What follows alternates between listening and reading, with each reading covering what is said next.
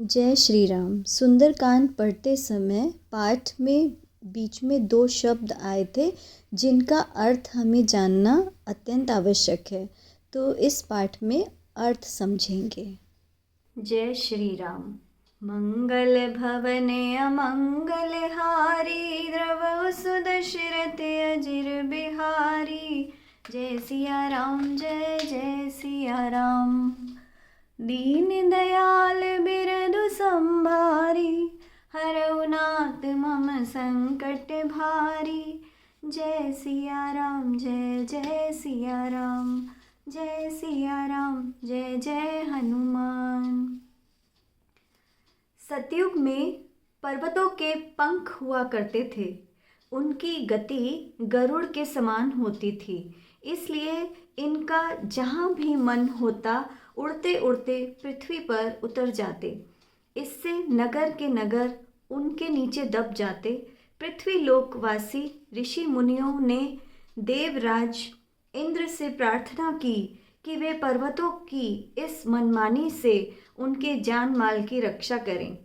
इंद्र ने ऐरावत पर बैठकर अपने दिव्य वृज से पर्वतों के पंख काटने शुरू कर दिए। पर्वत भयभीत होकर इधर उधर अपने को छिपाने लगे, लेकिन देवराज ने किसी को नहीं छोड़ा। मैनाक भी इंद्र के भय से इधर उधर छिपता फिरा। एक बार देवराज की दृष्टि मैनाक पर पड़ी। उन्होंने उसका पीछा किया। पवन देव को मैनाक पर दया आ गई। उन्होंने मैनाक की गति तेज कर दी। इंद्रदेव मैनाक का पीछा न कर सके और मैनाक समुद्र के अगाध जल में छिप गया। पवन पुत्र हनुमान को देखकर समुद्र ने मैनाक को सलाह दी कि राम काज के लिए जाते हनुमान के श्रम को शांत कर उसे अपनी कृतज्ञता प्रकट करनी चाहिए। मैनाक ने वैसा ही किया। मैनाक पर इस समय जब इंद्र की दृष्टि पड़ी तो मैनाक का हृदय कांप उठा, लेकिन इंद्र ने मैनाक को निर्भय कर दिया। कृतज्ञता का फल सदैव शुभ होता है।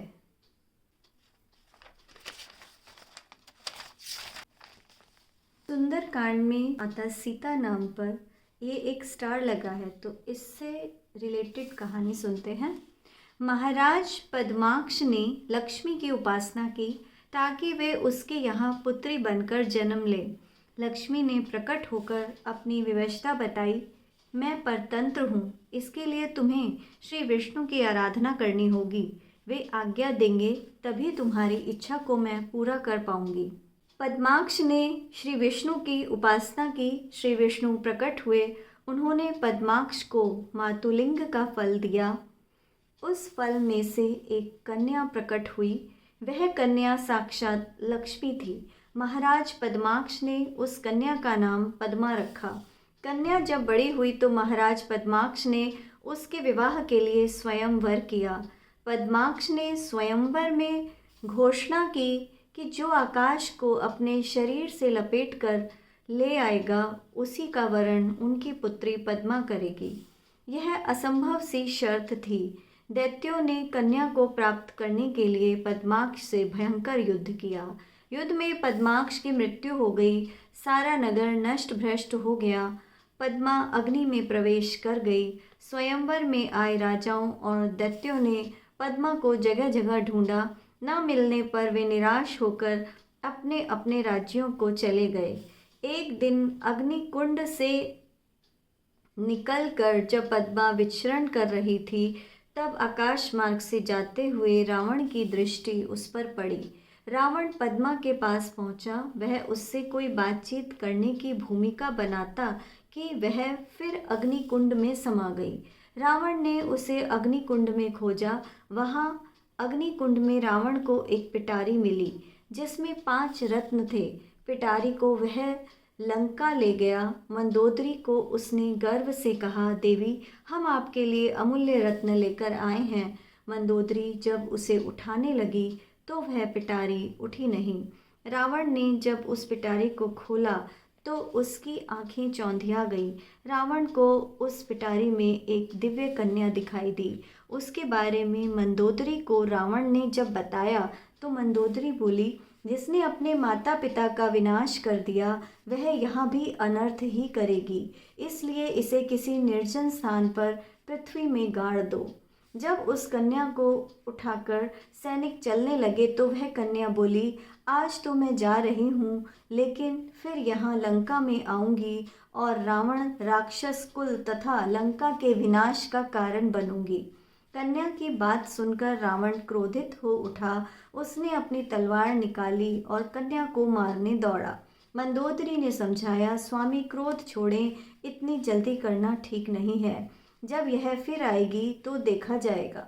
मंदोदरी के नीति सम्मत वचन सुनकर रावण शांत हो गया। कन्या वाली पिटारी को सैनिकों ने जनकपुर में गाड़ दिया। उसी कन्या ने सीता के रूप में पृथ्वी से जन्म लिया। अपने कहे गए वचनों के अनुसार सीता रावण राक्षस कुल और लंका का विनाश करने लंका पहुंची है। मंगल भवने अमंगल हारी, द्रवहु सुदशरथि अजिर बिहारी। जय सिया राम, जय जय सिया राम। दीन दयाल बिरधु संभारी, हरऊ नाथ मम संकट भारी। जय सिया राम, जय जय सिया राम।